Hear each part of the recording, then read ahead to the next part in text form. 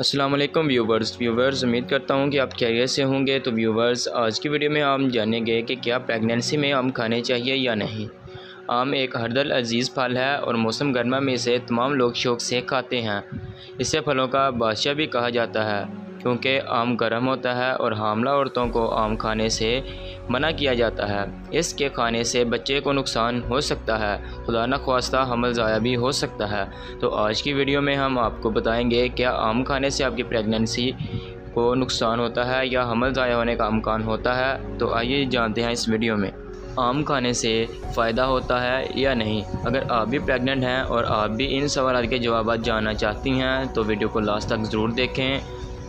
अगर आप मेरे चैनल पर पहली दफ़ा विज़िट कर रहे हैं तो इसे ज़रूर सब्सक्राइब कर दें और साथ लगे बेल के बटन को भी दबा दें ताकि हर आने वाली नई वीडियो का नोटिफिकेशन सबसे पहले आपको मिले।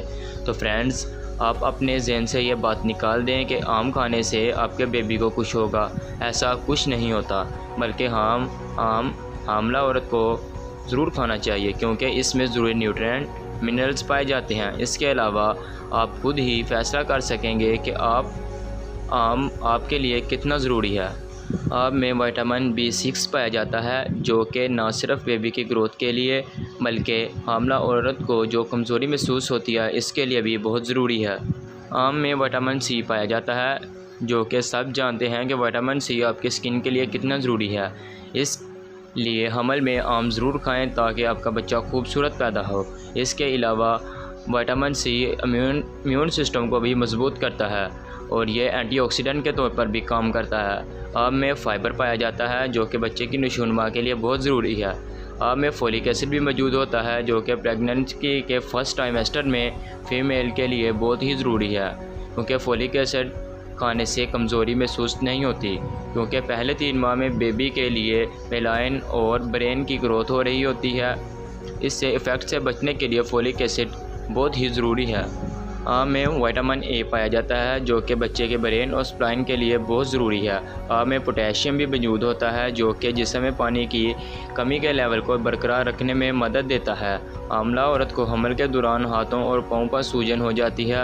अगर हामला औरत हमल के दौरान आम खाएगी तो पोटेशियम की मौजूदगी में सूजन में काफ़ी ज़्यादा कमी आएगी।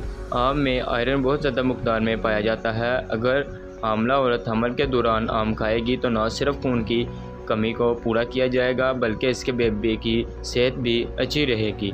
आम में मैग्नीशियम पाया जाता है जो कि हामला औरत के BP को कंट्रोल करने में मददगार साबित होता है।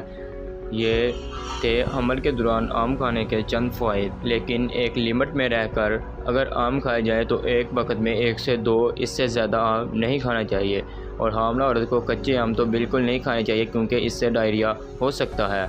यह वीडियो देखने के बाद आप अंदाज़ा लगा सकते हैं कि हमल के दौरान आम खाने से आपके या आपके बच्चे की सेहत पर कैसा असर होगा। क्या आम खाना आपकी सेहत के लिए ठीक रहेगा या नहीं। अगर आपको वीडियो से थोड़ी सी भी इंफॉर्मेशन मिली हो तो वीडियो को लाइक ज़रूर कर दें। चैनल को सब्सक्राइब नहीं किया तो इसे सब्सक्राइब कर दें। इंशाल्लाह मिलते हैं एक और नई वीडियो में, तब तक के लिए अपना बहुत ज़्यादा ख्याल रखिएगा। अल्लाह हाफिज़।